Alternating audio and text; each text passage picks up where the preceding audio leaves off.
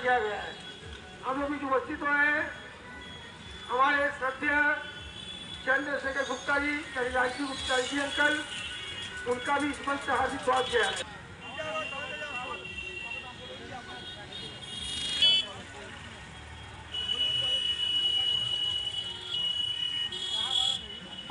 सभी नगरवासियों को छठ पूजा के पावन अवसर पर हार्दिक अभिनंदन, शुभकामनाएं।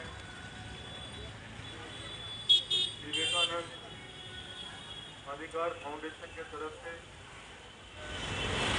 आज यहाँ सेवा मंच लगाया गया है। इसके प्रेसिडेंट है डॉक्टर मेहरुद्दीन साहब।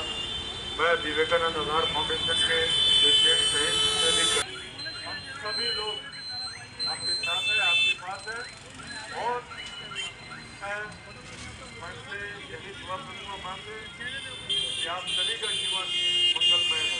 धन्यवाद।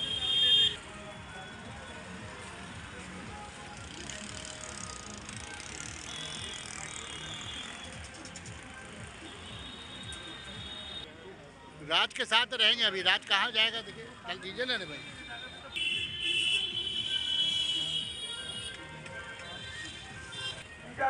स्वामी विवेकानंद अधिकार फाउंडेशन के प्रेसिडेंट डॉक्टर मेहरुद्दीन साहब। ठहरिए ठहरिए, देख रहे हैं आदमी कर रहे हैं, ठहरिए।